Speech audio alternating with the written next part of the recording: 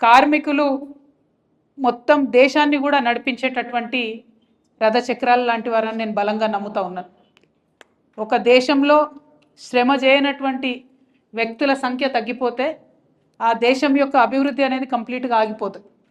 అట్లా అనేక దేశాలలో ఇప్పుడు ఎక్కడైతే వాళ్ళ పాపులేషన్ ఏజ్ ఓల్డ్ అయిపోయి పని చేయలేని పరిస్థితులలో ఉన్నారో, ఇదివరకు పెద్ద పెద్ద దేశాలుగా వెలుగొంది ప్రపంచాన్ని వెళ్ళినటువంటి దేశాలలో కూడా యువశక్తి లేకపోతే, శ్రమశక్తి లేకపోతే వెనుకబడిపోతూ ఉన్నారు అనేటటువంటిది వాస్తవం.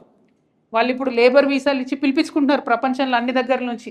రాండి అయినా ప్లీజ్ మా దగ్గర వచ్చి పనిచేయండి, మాకు శ్రమ చేసేటటువంటి యువ రక్తం లేదని పిలిపించుకుంటున్నారు. అదే మన దేశంలోనేమో అనేక మంది యువత ఉన్నారు, కానీ వారికి మనం వారు చదివినటువంటి చదువుకు తగ్గ జాబ్ ఇవ్వలేకపోతున్నాం, ఆ ఇచ్చినటువంటి జాబ్కి న్యాయం చేయలేకపోతాం. మరి అందుకే ఇది అత్యంత కీలకమైనటువంటి సమయం మన భారతదేశంలో.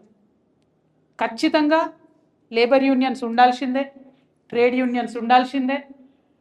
ఒక పక్క రాజకీయ దురంధరులు, పెద్ద పెద్ద పార్టీలు ఉన్న లేబర్ చట్టాలన్నీ కాలరాస్తున్నటువంటి సమయంలో మరింత బలంగా పిడికిలి బిగించాల్సిందే. అందులో భాగంగానే తెలంగాణ రక్షణ సేన నుండి ఇవాళ తెలంగాణ రక్షణ ట్రేడ్ యూనియన్ TRTUని మనం సగర్వంగా తెలంగాణ కార్మిక లోకానికి అంకితం చేస్తూ ఉన్నాం. ఎందుకు? నిజానికి ఒకసారి మనం మనుషులుగా ఆలోచిద్దాం. కార్మికులు ఇవన్నీ పక్కన పెట్టి ఎందుకోసం మాట్లాడాలి? ఎందుకోసం కార్మికుల గురించి పొలిటికల్ పార్టీస్ మాట్లాడాలి? ఏం అవసరం ఉన్నది? మామూలుగా ఒక మనిషిగా ఆలోచిస్తే పొద్దున 6కి లేచినాం అనుకుందాం, 7-7:30 వరకల్లా కుటుంబాన్ని వదిలేసి బయట పడతాం మనం. మళ్ళీ ఇంటికి వచ్చేసేపటికి కనీసం 7:30 అవుతుంది, ఒక్కొక్కసారి 10 అవుతుంది. ఇక మనలాంటి వాళ్ళకైతే కొంతగా లీడర్షిప్ చేసే వాళ్ళకి 12 అవుతుంది. మళ్ళీ పొద్దుగాలు లేవాలి, 7:30 వరకు బయటపడ్డామంటే మళ్ళీ 12 అవుతుంది. అంటే ఒక మనిషి జీవితంలో ప్రతి రోజులో 24 గంటలు ఉంటే 18-19 గంటలు తన పనికే అంకితమై పనిచేస్తున్న సమయం ఇది. ప్రపంచమంతా కూడా అదే జరుగుతుంది. మరి నువ్వు 16 గంటలు, 17 గంటలు, 18 గంటలు పని ప్రదేశంలో ఉన్నప్పుడు ఆ పని ప్రదేశాల్లో మనకు అన్ని రకాల సౌకర్యాలు కావాలి, అన్ని రకాల భద్రత కావాలి, అన్ని రకాల మనకు ప్రొటెక్షన్ కావాలి, సెక్యూరిటీ కావాలి, ఉండేటటువంటి ఆస్కారం ఉండాలి. ఉదాహరణకు ఆడపిల్లలు చాలామంది పనిచేసేటటువంటి ఫ్యాక్టరీలో ఖచ్చితంగా చంటి పిల్లలకు సంబంధించినటువంటి ఏర్పాట్లు అక్కడ ఉండాలి.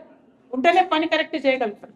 ఒక పక్క ఇంటికాడ పిల్లల మీద గుంజుతుంటే ఇక్కడ పని చేయమంటే చేసే పరిస్థితి ఉండదు. కాబట్టి ఎట్లా అయితే ప్రజాస్వామ్యం వర్ధిల్లుతూ ఉంటుందో, ఎట్లా అయితే ప్రజాస్వామ్యం పరిణితి చెందుతూ ఉంటుందో, తన ప్రజల యొక్క హక్కుల్ని కాపాడుకుంటూ తన ప్రజలకు సంతోషంగా పనిచేసుకునేటటువంటి వాతావరణాన్ని కల్పించేటటువంటి పరిస్థితి రావాలి. కానీ అలా అట్లా ఉన్నదా? దేశమంతా అటువంటి పరిస్థితి ఉన్నదా? ఇంత ఘోరం అంటే అందరికన్నా ఎక్కువ శ్రమ దోపిడీ చేసేదే ప్రభుత్వం. వాస్తవానికి ప్రభుత్వం ఎట్లుండాలి? ఒక ప్రైవేట్ కంపెనీలో 50 మంది ఉద్యోగులు ఉన్నారంటే వాళ్ళకు జీతాలు మినిమం వేజెస్ కన్నా తక్కువ ఇస్తే ప్రభుత్వం కొరడా జులిపించి నువ్వు ఇస్తావా సస్తావా అని ప్రైవేట్ యాజమాన్యాన్ని భయపెట్టి ఇప్పియాలి. కానీ ఇలా ఏం జరుగుతుంది? మన అవుట్సోర్స్ కార్మికులు ధర్నా, మన కాంట్రాక్ట్ కార్మికులు ధర్నా, మన పార్ట్ టైం కార్మికులు ధర్నా, మన రెగ్యులర్ ఎంప్లాయీస్ కూడా ధర్నా. ప్రతి ఒక్కరు కూడా మాకు పనికి తగ్గ వేతనం వస్తలేరని ధర్నా, బాధ, ఆక్రోశం, ఆవేదన. ఉల్టా ఎవరన్నా గట్టిగా పిడికిలేసి మాట్లాడితే కేసులు పెట్టుండ్రి, వీళ్ళకి సస్పెండ్ చేయండి, లేకపోతే ఇందాక మా శివమ్మ చెప్పినట్టు పొలిటికల్గా ఒత్తిడి పెట్టండి. ఇట్లుంటాయి ఆ ప్రభుత్వాలు. అంటే ప్రభుత్వమే శ్రమ దోపిడీ చేస్తే, ప్రభుత్వమే ప్రైవేట్ వానికి నువ్వు ఎన్ని రకాలుగా దోపిడీ చేసుకోవచ్చో మార్గం చూపిస్తే ప్రైవేట్ వాడు ఎట్లా చూసుకుంటుంది? ప్రైవేట్ కంపెనీలు అంటే లాభాలకు పెట్టినాయి. మరి ప్రభుత్వంలో ఉన్న కార్మికుల్ని, ప్రభుత్వంలో ఉన్న వర్క్ ఫోర్స్ని ఎంత బాగా చూసుకోవాలో ప్రభుత్వం. ఇవాళ నేను TRTU లీడర్స్కి, TRS పార్టీ నాయకులకి చాలా బలంగా చెప్పదలుచుకున్నా, మనము ప్రభుత్వంతో చాలా బలంగా కొట్లాడాల్సి ఉంటుంది. ప్రైవేటులో ఉండేటటువంటి అనార్గనైజ్డ్ సెక్టర్లు ఉన్నటువంటి కార్మికుల కోసం ఎంత బలంగా గలమెత్తుతామో ప్రభుత్వం మీద అంతకంటే బలంగా గలమెత్తాలి. ఎందుకంటే ప్రభుత్వం మార్గదర్శకంగా ఉండాలి. ప్రభుత్వం అనేటటువంటిది ప్రజలకు కానీ ప్రైవేట్ వాళ్ళకి కానీ మార్గదర్శకంగా ఉండాలి. వాళ్ళే తప్పు చేస్తే, వాళ్ళే దోపిడీ చేస్తే ప్రైవేట్ ఉన్న అనేటటువంటి హక్కు రాదు. కాబట్టి ఖచ్చితంగా ప్రభుత్వంలో ఉన్నటువంటి కార్మిక వర్గం కావచ్చు, అవుట్సోర్స్ ఎంప్లాయీస్ కావచ్చు, వీరందరి పక్షాన కూడా మేము నిలబడి పనిచేస్తాం. ఇవాళ TRS పార్టీ లేబర్ ఫ్రెండ్లీ పార్టీగా ఉంటుంది. రేపు టీఆర్ఎస్ పార్టీ లేబర్ ఫ్రెండ్లీ గవర్నమెంట్గా ఉంటుంది. ఖచ్చితంగా అధికారంలోకి వస్తాం. వచ్చిన తర్వాత ఒకటే విధానం చెప్తున్నాం, టీఆర్ఎస్ పార్టీ అధికారంలోకి వచ్చినాక తెలంగాణ రాష్ట్రంలో అందరూ పర్మనెంటే ఉంటారు. ఎవరు అవుట్ సోర్సింగ్ ఉండదు, ఎవరు కాంట్రాక్ట్ ఉంటారు, ఎవరు కాంట్రాక్ట్ ఉండదు. ప్రభుత్వంగా నేను ఒక యాజమాన్యంగా పనులు చేయడానికి, ప్రజల పనులు చేయడానికి తీసుకునేటటువంటి వారిని వారు ఉద్యోగ భద్రత ఉండాలి, వారు ప్రశాంతంగా ఉండాలి. ఇవాళ ఆశా వర్కర్లు ఉన్నారు, వాళ్ళే ఆగమాగంలో ఉంటే ప్రెగ్నెంట్ లేడీని ఎడికెళ్ళి చూస్తారు. ఇవాళ అంగన్వాడీలు ఉన్నారు, వాళ్ళే ఆగమాగం ఉంటే వచ్చే చంటి పిల్లలకి ఎట్లా వండి పెడతారు? ఆ కనీస ధర్మత అనేటటువంటిది ప్రభుత్వాల దగ్గర ఉండాలి. నేను అందుకే బలంగా డిక్లేర్ చేస్తున్నా, టీఆర్ఎస్ పార్టీ వాళ్ళ లేబర్ ఫ్రెండ్లీ పార్టీగా ఉంటుంది, రేపు లేబర్ ఫ్రెండ్లీ గవర్నమెంట్గా కూడా ఉంటుందని మీకు తెలియజేస్తూ ఉంది. అనేక అంశాలు ఉన్నాయి, ప్రైవేట్లో కావచ్చు, అన్ఆర్గనైజ్ సెక్టర్ ఉంటారు, ఇవాళ ఆటో యూనియన్ ఉన్నారు, వాళ్ళు పాపం ప్రభుత్వం అందరికీ ఎంప్లాయ్మెంట్ ఇవ్వలేదు కాబట్టి వాళ్ళు యువకులు ప్రభుత్వం మీద భారం వేయకుండా వాళ్ళంతటి వాళ్ళు ఆటో కొని నడుపుకుంటారు, జీవనాధారం కొనసాగించుకుంటారు. ఎంత ఘోరం అంటే ఆ ట్రాఫిక్ వాళ్ళు ఏదో పెద్ద టెర్రరిస్టులను పట్టుకున్నట్టు ఆడ దొంగసాటుగా ఉండి ఈ వీళ్ళకి సెల్ ఫోన్లో తీసుడు చలాన్లు పంపు. పాపం వాళ్ళు సంపాదించేది ఎంతనే, రోజుకి ఎంత సంపాదిస్తారు చెప్పు? వాళ్ళ మీద పడి 9,000, 10,000, 6,000 చలాన్లు వేస్తున్నారు. మళ్ళీ అది మామూలుగా కాదు, ఇంకా కొత్తగా హైదరాబాద్లో కూడా ఆటోలలో మీద చలాన్లు వేస్తున్నారట. వాళ్ళు 4 కానిస్టేబుల్, ట్రాఫిక్ వాళ్ళకి వీళ్ళు 4 అసిస్టెంట్లు, వాళ్ళు ఇట్లా దొంగసాటుగా దాచుకొని మొత్తం షూట్ చేసి వాళ్ళకి సాయంత్రానికి ఇంటికి చలాన్ని పంపిస్తున్నారు.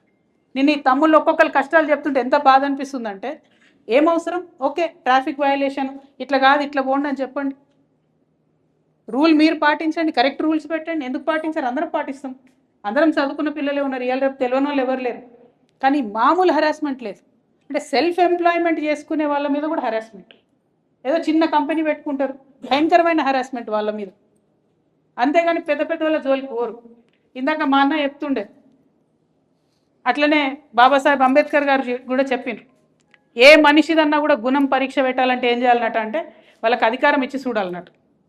అధికారంలో ఉన్నప్పుడు వాళ్ళ యొక్క పెత్తనం నడిచినప్పుడు వాళ్ళు ఎవరి పక్షాన ఉన్నారు అన్న దాన్ని బట్టి వాళ్ళ నేచర్ ఎట్లాంటిదో తెలుస్తుంది. అన్న చెప్పిండు, గవర్నమెంట్లో ఉన్నప్పుడు అక్క ఎవరి పక్షాన ఉంటే అంటే పేద సాదాల పక్షానే ఉండే, ఎప్పుడు పెద్దోళ్ళ పక్షాన లేను నేను, ఎప్పుడు కార్పొరేట్ పక్షాన లేను, కంప్లీట్గా ఆనాటి నుండి ఈనాటి వరకు కూడా కార్మికుల పక్షాన్నే ఉన్నా. రేపటి నాడు కూడా నేను అట్లనే ఉంటాను. ఖచ్చితంగా కార్మికులకు మేలు జరగాలి, ఉద్యోగులకు మేలు జరగాలి, ఉపాధ్యాయులకు మేలు జరగాలి. ఎందుకంటే మీ దగ్గర మీరు ప్రశాంతంగా ఉంటే సమాజ వికాసం జరుగుతుంది. ఇవాళ టీచర్లు ప్రశాంతంగా ఉంటే పిల్లలు బాగుంటారు, ఇవాళ ఉద్యోగులు ప్రశాంతంగా ఉంటే ఫైళ్ళు తొందరగా క్లియర్ అవుతాయి. ఉద్యోగులు కస్సుపూసు అని కూడా కోపం ఉంటే మాకు డిఏ వస్తలేదు, మాకు పిఆర్సీ వస్తలేదని వాళ్ళ ఆగమాగంలు ఉంటే ఎవరైనా పేదలు పోతే వాళ్ళకి పని చేయరు, ఇంకా గట్టి పోయి పని చేయంటే ఒక 10 రూపాయలు అడుగుతారు. అన్నిటికీ మూలం ఏంది అంటే వాళ్ళకి సరైన వేతనం ఇవ్వకపోవడం, సరైన గౌరవం ఇవ్వకపోవడం, ఇచ్చేది సమయానికి ఇవ్వకపోవడం, రావాల్సినటువంటి ఏవైతే బెనిఫిట్స్ ఉంటాయో అవి ఇవ్వకపోవడం, భద్రత లేకపోవడం. అంతేందుకు ఇప్పుడు ఈ భవన నిర్మాణ కార్మిక సంఘం ఉంది, అనేక మంది లక్షలాది మందికి ఎంప్లాయ్మెంట్ ఇస్తారు, వాళ్ళే వేసుకుంటారు 2 రూపాయలు, దానికి ప్రభుత్వం మ్యాచింగ్ గ్రాంట్ ఇస్తుంది. కానీ ఆ డబ్బు కూడా తీసుకుపోయి మొత్తం గవర్నమెంట్ వాడుకుంటుంది. మరి వీళ్ళకి ఎట్లా? టైంకి ఏదైనా అవసరం వస్తే ఎట్లా? దాని గురించి మాత్రం మాట్లాడట్లేదు, ఏ ప్రభుత్వాలు కూడా మాట్లాడట్లేదు. సో అన్ని రంగాలకు సంబంధించి కూడా చాలా డీటెయిల్డ్గా అవగాహనతో పనిచేయడానికి వందలాది కార్మిక సంఘాలందరూ కూడా అప్రోచ్ అవుతూ ఉన్నారు. వారందరితో కూడా మాట్లాడతాం. ఈ రంగం ఆ రంగం అని లేదు. ఐటీ ఎంప్లాయీస్ ఉన్నారు ఇవాళ. ఏంటి యూనియన్ అంటే ఏంటి? It is just a grouping of workers. We will have a union in IT and ITES sectors also, because IT is not above government supervision. They have a myth that they can remove employees at any time. No, that is not correct. A very well educated person should be retained in India. He should not run away from our country. Because of the way government reacts, because of the way they are firing people left, right and center, and the way government is not coming to their rescue, today IT sector is in severe distress. ఎప్పుడు pink slip వస్తుందో, ఎప్పుడు ఉద్యోగంలోకి వెళ్ళి తీసేస్తారో అని 2 లక్షలు 3 లక్షలు సంపాదించే IT వాళ్ళు కూడా ఆగమాగం ఉంటే ఎట్లా? ఈ 2 లక్షలు 3 లక్షలు సంపాదించేటోళ్ళ ట్యాక్స్ ఏమో తింటుంది గవర్నమెంట్. మరి వాళ్ళకి ఒక ఫండ్ క్రియేట్ చేయాలి కదా, వాళ్ళని ఎప్పుడన్నా తీసేస్తే సడన్గా ఏమైనా ఇబ్బంది అయితే ఎట్లా అని ఆలోచించాలి కదా. మీ అందరికి ఐడియా ఉంటుంది, కరోనా టైంలో మొత్తం అందరూ ఐటీ వాళ్ళంతా పాపం పోతే మళ్ళీ రైతులు వాళ్ళ పేరెంట్స్ అన్నం పెట్టే పరిస్థితి వచ్చింది. ఇప్పుడు మళ్ళీ అట్లా వస్తుంది. ఏఐ వచ్చింది, పెద్ద ఎత్తున ఉద్యోగాలు పోతున్నాయి సాఫ్ట్వేర్ ఉన్న పిల్లలకి. మరి ప్రభుత్వం ఏం చేస్తుంది? ఆలోచించాలి కదా. ఇండియన్ గవర్నమెంట్ ఆలోచించాలి, మన గవర్నమెంట్ ఆలోచించాలి. ఇట్లాంటివి అనేకం ఉన్నాయి. ఐటీ వాళ్ళకు కూడా యూనియన్ వర్తిస్తుంది. 1926 భారతదేశంలో ఎప్పుడైతే ట్రేడ్ యూనియన్ యాక్ట్ వచ్చిందో ఆనాటి నుండి మనకు ఒక రక్షణ వచ్చింది. ఇవాళ శివమ్మ గారిని చాలామంది పొలిటికల్ ఒత్తిడి పెట్టిరు. రేపటి నాడు టీఆర్టీయూలో మెంబర్ ఉంటే ఒత్తిడి పెట్టే అవకాశం లేదు. ఎందుకంటే ట్రేడ్ యూనియన్ అంటే మనకు సెక్యూరిటీ, ట్రేడ్ యూనియన్ అంటే భద్రత. ట్రేడ్ యూనియన్ యాక్టివిటీ అనేది లీగల్, లెజిటిమేట్, రాజ్యాంగబద్ధంగా ఉన్నటువంటి హక్కు. మొన్నటికి మొన్న ఆశా వర్కర్లు ఉద్యమం చేసినప్పుడు ఒక ఆశా వర్కర్ని తీసేస్తామని బెదిరిస్తే నేనేం మాట్లాడలే, ఒకటే ఒక ట్వీట్ పెట్టిన, టచ్ చేసి చూడండి ఆశా వర్కర్ని, బాగుండదని చెప్పింది. రేపటి నాడు ప్రభుత్వ రంగంలో ఉన్నటువంటి వాళ్ళైనా, అన్ఆర్గనైజ్ సెక్టర్లో ఉన్నటువంటి ప్రైవేట్ ఎంప్లాయీస్ అయినా మన హక్కు అయినటువంటి యూనియన్ యాక్టివిటీస్లో పాల్గొన్నప్పుడు మిమ్మల్ని ఇబ్బంది పెట్టినా, హరాస్ చేసినా మేము ఊరుకోము. యావత్ టీఆర్ఎస్ పార్టీ మీకు అండగా నిలబడుతుంది. మీ ఉద్యోగానికి డోకా ఉండదు, ఎటువంటి అంశాల్లో కూడా మీకు ఇబ్బంది ఉండవు. పైగా కొట్లాడతాం, రాజ్యాంగబద్ధంగా కొట్లాడతాం, శాంతియుతంగా కొట్లాడతాం, మన యొక్క హక్కులన్నింటినీ కూడా సాధించుకుంటాం.